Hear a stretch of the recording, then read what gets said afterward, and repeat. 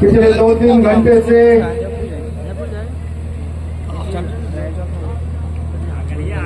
लगातार मंच से आप लोग वक्ताओं की बात को सुन रहे हैं।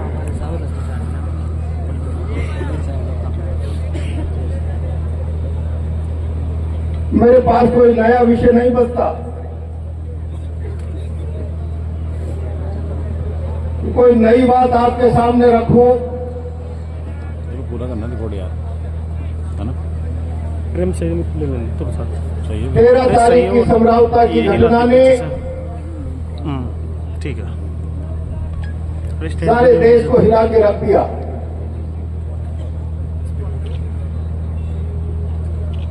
और मैंने कई बार कहा,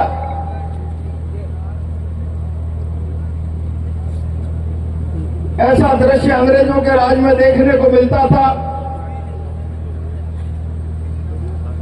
लोग जलियांवाले बाग में मीटिंग कर रहे हैं, फिरंगी राज की पुलिस आई और लोगों पर गोलियां चला दी। हमने ये भी इतिहास में पढ़ा। जल जंगल जमीन आदिवासी की होगी, जमीन को कब्जाने के फिरंगी राज के कानून को नहीं मानेंगे। मानगढ़ में आदिवासी मीटिंग कर रहा था, अंग्रेजों की राज की पुलिस ने चारों तरफ से घेर कर गोलियां चला दी।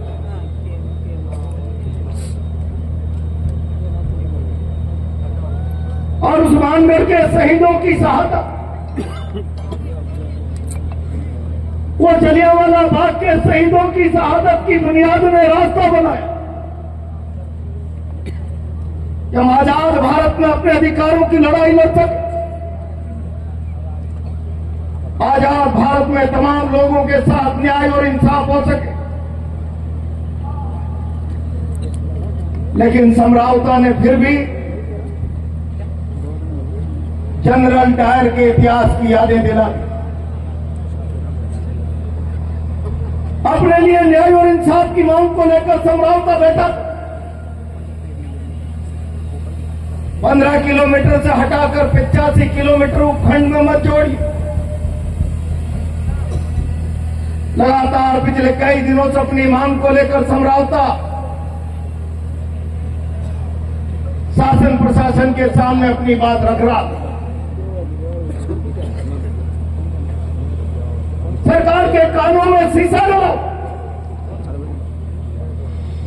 समरावता की बुनियादी मांग पर कोई ध्यान नहीं। और जब चुनाव का मौका आया तो सरकारों का ध्यान जाए, दिल्ली का ध्यान जाए। मतदान के बहिष्कार की घोषणा कर दी, जो संवैधानिक अधिकार। क्या गुनाह किया नरेश मीणा ने? मैं आज इस मंच से जिम्मेदारी से कहना चाहता हूं, क्या समरावता की न्याय और इंसाफ की लड़ाई में नरेश की भागीदारी पाप हो गई? समरावता को इंसाफ मिलना चाहिए, इस आवाज को ताकत देना नरेश का अपराध बन गया। नरेश समरावता की आवाज को ताकत देने के लिए जाकर लोगों के आवाम के बीच में जाकर बैठ गया। नरेश ने थप्पड़ मार दी। मैं कह रहा हूं 45-50 दिनों से जेल में बंद है। मैं राजस्थान के मुख्यमंत्री जी से कहना चाहता हूं, मुख्यमंत्री जी, थप्पड़ कांड पूरे देश के मीडिया ने एक पक्ष में रख दिया,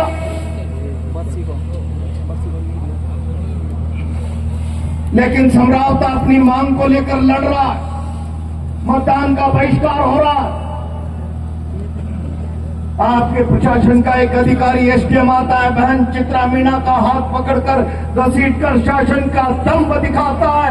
नौकरी से हटा देंगे, आंगनबाड़ी से हटा देंगे, जबरदस्ती मतदान कराता है। क्या यह अपराध की श्रेणी में नहीं आता? मैं सवाल करना चाहता हूं भजनलाल जी, आपके शासन में कोई अधिकारी महिला का हाथ पकड़कर घसीटे? क्या ये अपराध की श्रेणी में नहीं आता? मैं पूछना चाहता हूं राजस्थान की सरकार और प्रधानमंत्री जी, क्या चुनाव आयोग की आदर्श आचार संहिता के बीच में प्रशासन का व्यक्ति आए और जबरदस्ती एक दल के सरकार के पक्ष में मतदान कराने का प्रयास करे, लोगों को डरावे धमकावे? क्या ये अपराध नहीं है? कानून नहीं, कानून का वायलेशन नहीं? मैं जिम्मेदारी के साथ कह रहा हूं मुख्यमंत्री जी, आओ। क्यों डर लगता है आपको जनता का? क्यों डर लगता है आपको प्रेस का? 1 साल से आपने जनता का सामना नहीं किया। निकलो अपने घर के बाहर और कह दो कि मेरे राज्य में कोई अधिकारी एक मां का, बहन का हाथ पकड़कर घसीटे, वो अपराध नहीं है। मेरे राज्य में कोई जबरदस्ती सत्ता के पक्ष में आदर्श आचार संहिता का उल्लंघन करके मतदान कराए, ये अपराध नहीं है। ये कहने का नैतिक साहस जुटाओ। मैं इस भीड़ से आग्रह करूंगा, हम आंदोलन वापिस ले लेंगे। हिम्मत हो तो कहो। और अगर ये अपराध की श्रेणी में है, शासन दादागिरी करके लोगों से मतदान करा सत्ता के पक्ष, और अगर ये अपराध की श्रेणी में कोई इज्जतदार बहन का हाथ पकड़कर एक नौजवान अधिकारी बेइज्जत करने का प्रयास करे सत्ता के संरक्षण में, सत्ता के दम में, तो मेरा सवाल है आज नगर फोर्ट से, मुख्यमंत्री जी, क्या किया है आपके शासन ने, आपके कानून ने उन गुनाहगारों के खिलाफ? ये सवाल खुला गुंजल का नहीं है। आओ, अगर आपके पास आंखें हैं तो खोल कर देखो। जहां तक नजर जा रही है लोगों का सैलाब आज नगर फोर्ट की धरती से भजन लाल जी आपसे ये सवाल कर रहा है, इस बात का जवाब दीजिए। लेकिन मित्रों, मैं बहुत जिम्मेदारी के साथ कहना चाहता हूं, एक नौजवान लड़का निर्दलीय चुनाव लड़ लिया, मेरे तो छोटे भाई की तरह। सच मानना, मैंने उसके निर्दलीय उम्मीदवारी का समर्थन नहीं किया था, मना किया।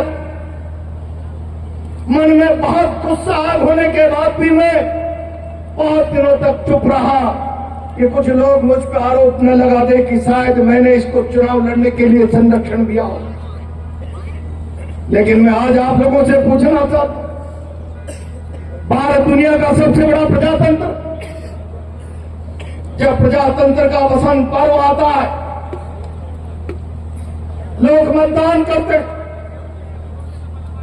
और मतदान करके अपनी चुनी हुई सरकार, अपना प्रतिनिधि चुनता है। चुनाव से नेता का निर्माण होता है। राजस्थान विश्वविद्यालय की छात्र राजनीति से चलता हुआ वो नौजवान, जिसने अपने आप को जनता के विश्वास के भरोसे नेता के निर्माण के इस यज्ञ में भागीदार बना लिया। और मुख्यमंत्री जी, आपकी सरकार ने उसका रास्ता रोका। एक आदिवासी नौजवान विधायक नहीं बन जाता।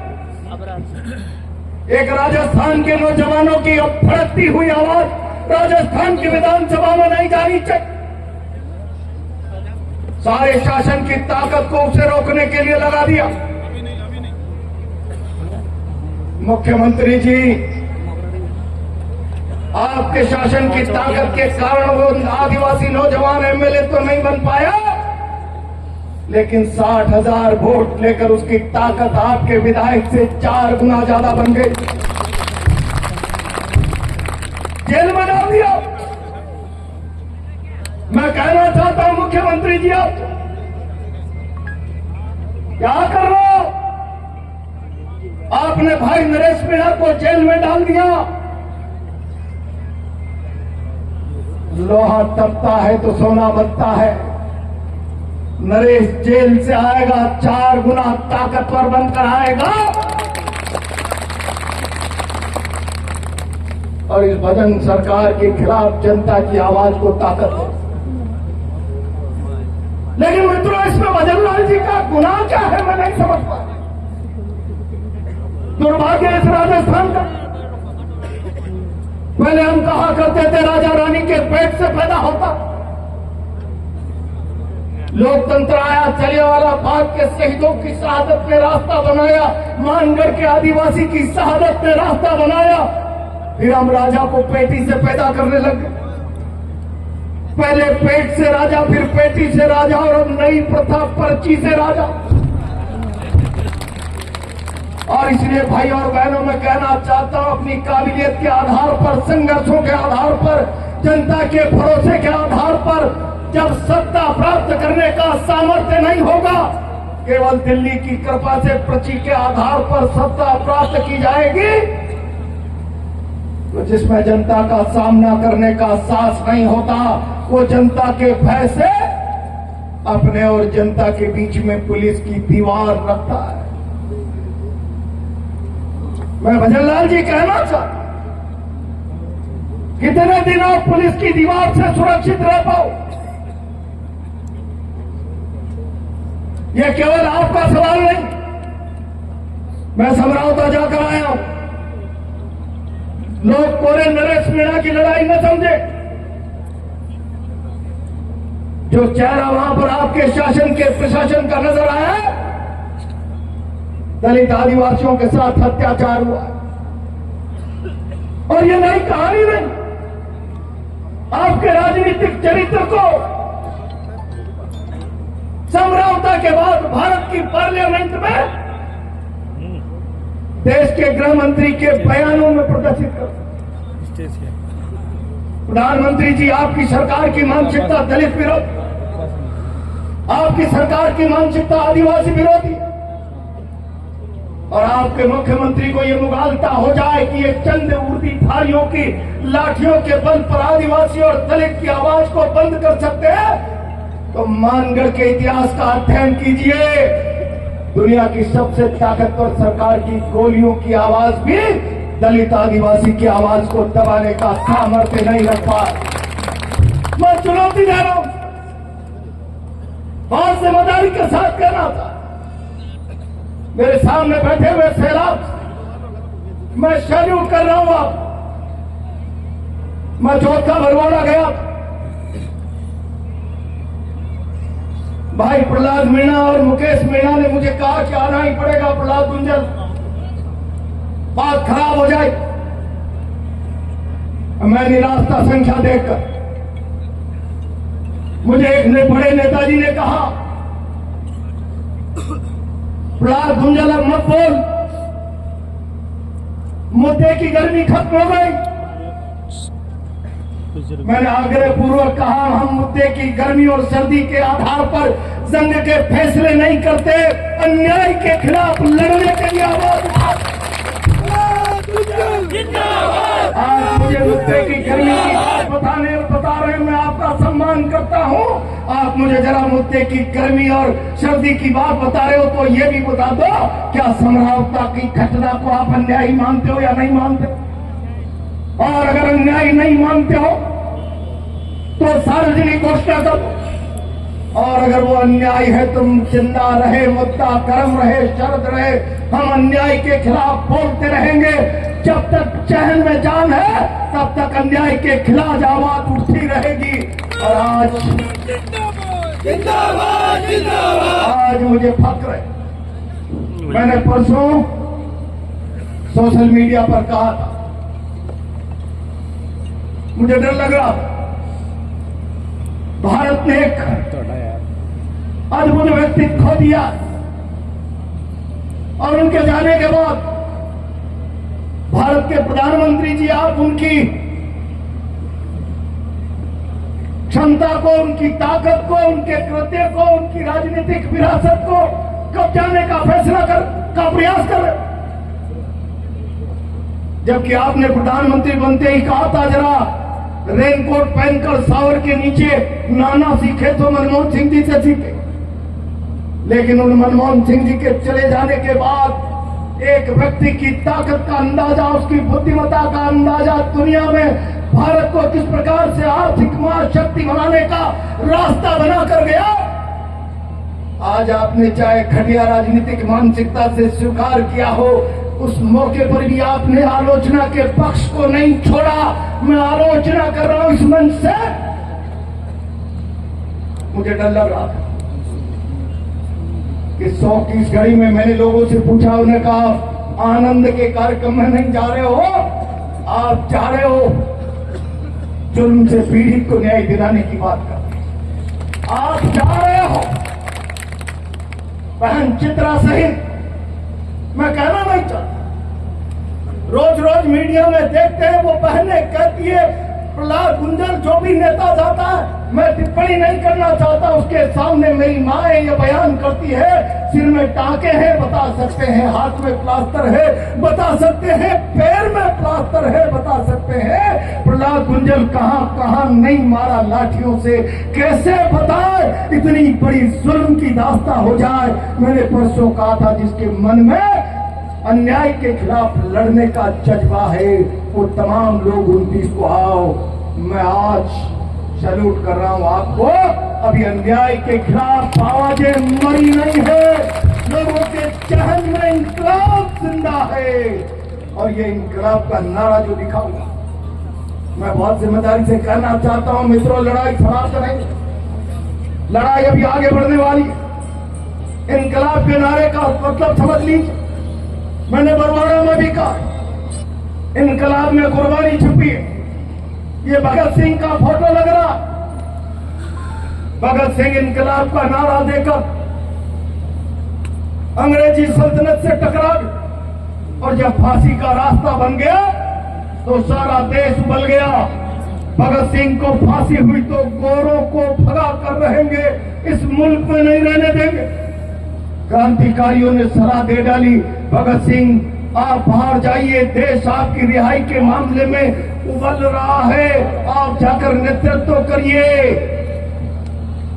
भगत सिंह ने कहा हम मकसद के नजदीक आ गए। भगत सिंह को फांसी हुई तो गोरों को भारत में नहीं रहने देंगे,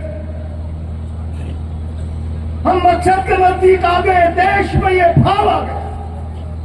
शायद मैं बाहर जाकर इस तूफान को आग में बदल सकूं, न बदल सकूं आंधी को तूफान, लेकिन मैं शहादत पर चला गया तो ये तूफान बन जाएगा।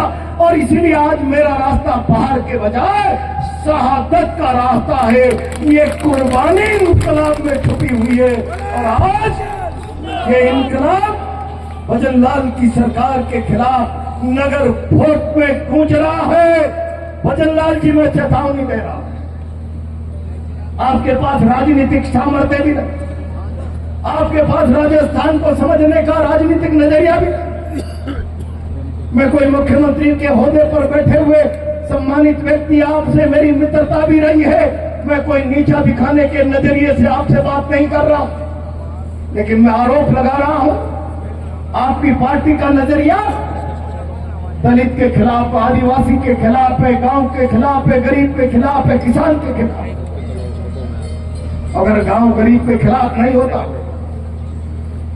मैंने देखा अभी खाचरियावाद की करे किरोड़ी लाल जी का सीमेंट फैक्ट्री आंदोलन, खाचरियावाद जी आपने उस आंदोलन को देखा होगा। प्रहलाद गुंजर उस आंदोलन में 25 दिन तक भरतपुर की सेवर जेल में रहकर आया। 25 दिन तक। मैं इस मंच से कहना था,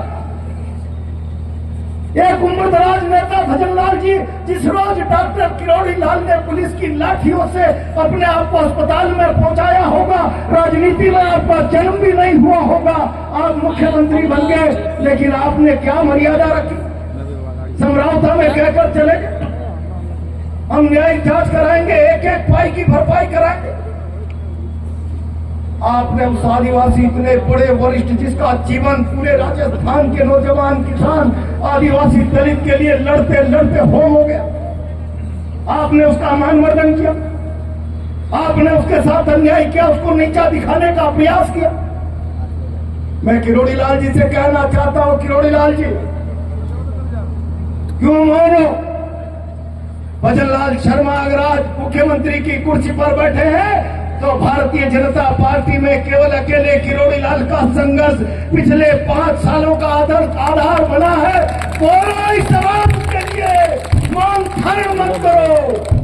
समरावता को न्याय चाहिए, उठकर खड़े हो मुख्यमंत्री के खिलाफ और बोलो ये राजस्थान का आदिवासी आपके साथ खड़ा है, लेकिन मौन धारण मत करो, जिल्लत बर्दाश्त मत करो। इस सरकार ने आपको हाशे का आदमी बनाकर खड़ा कर दिया।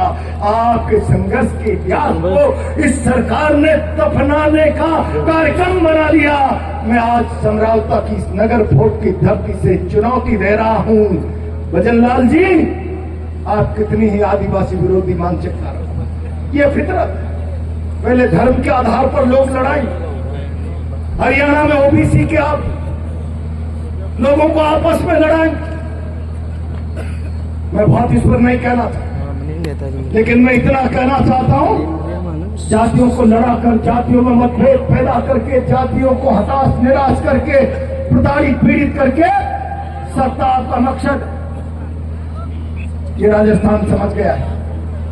मैं इस मन से आपको चेतावनी दे रहा हूं। मित्रों, मैं बहुत लंबी बात नहीं करूंगा। मैं आज थोड़ा सा उत्साहित, मंच पर सारे लोग जिम्मेदार लोग बैठे हुए, मैं तमाम जिम्मेदार लोगों से आग्रह करना था। मेरे भाई नीटू जी भी मध्य प्रदेश से आए, झंडेल जी मेरे भाई वो भी आए, कुछ लोग और भी हैं आदिवासी नेता, 2 विधायक बाप पार्टी, कुछ रिटायर्ड अधिकारी बैठे, कुछ समाज सेवी बैठे, कुछ सरपंच लोग बैठे, मेरे सामने धड़कता हुआ गोला नौजवान बैठा हुआ जिसके अंदर आग। मैं मन से आग्रह कर रहा हूं, मांग पत्र हमारा तैयार है, मंच पर हम बुलाकर अधिकारी को ज्ञापन देंगे और साथ में चेतावनी देंगे।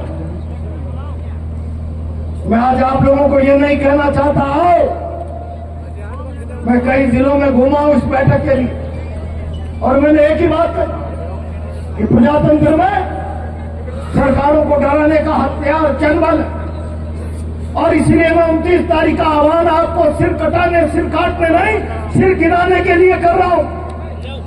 आज आप लोग आए इस ताकत, मुख्यमंत्री जी के आंख नाक कान शासन के लोगों आगाह कर दो, नजरअंदाज न करे इस महापंचायत।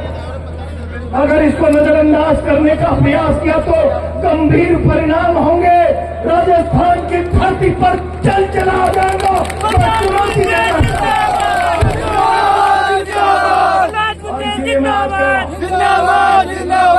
मैं जिम्मेदारी के साथ कह रहा हूं,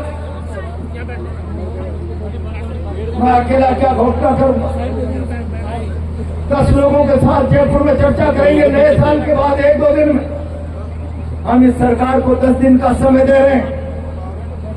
नरेश मीणा सहित मैं अभी आ रहा, अरन्या गांव के एक सज्जन मिल गए, मेरा बेटा मोटरसाइकिल से परीक्षा देकर आ रहा था, हमें दूसरे दिन मोटरसाइकिल में चाबी लगी हुई सड़क पर मिली। हम तो दंग रह गए, क्या होगा? बाद में पता चला पुलिस उठाकर जेल में ले गई। भजनलाल जी, अंधेर नगरी चौपट राजा, क्या आपने आपकी पुलिस को यह अधिकार दे दिया सड़क पे चलते हुए आदमी को गुनाहगार बना दो, उसके साथ जुर्म करो, अन्याय करो, अत्याचार करो? बेगुनाहों की रिहाई तत्काल प्रभाव से हो जानी चाहिए, नरेश सहित तमाम लोगों की। और जिनकी संपत्तियां जलाई है उन तमाम संपत्तियों का पुनर्भरण हो जाना चाहिए। और जिन अधिकारियों ने समरावता में जुल्म अत्याचार किया है, कानून का उल्लंघन किया है, उन अधिकारियों के खिलाफ कार्रवाई और राजस्थान हाईकोर्ट के सिटिंग जज से न्यायिक जांच कराई जानी चाहिए। ये मंच बैठा है, मैदान में डट जाना, पीछे मत हट जा। मैं बहुत जिम्मेदारी से कह रहा हूं, मैंने सरकारों के खिलाफ कई बड़े आंदोलन लड़े, अनुभव के आधार पर सबसे प्रार्थना कर रहा हूं, मंच की मर्यादा को भंग मत करना। 10 दिन में सरकार ने अगर सकारात्मक कदम नहीं उठाए तो अगला पड़ाव राजधानी में होगा।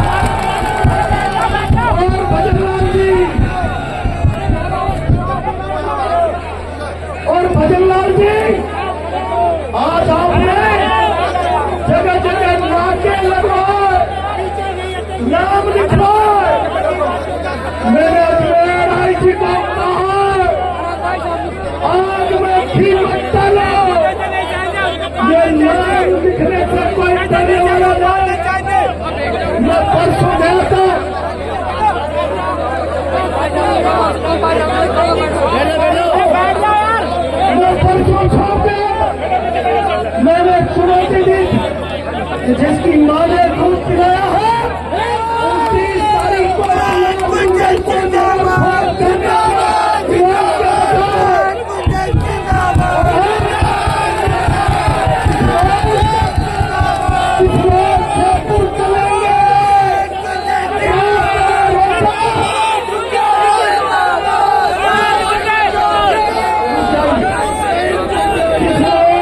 को चलेंगे, बेमियादी पड़ाव करेंगे, रास्ते में रोका तो राजस्थान रुक जाए।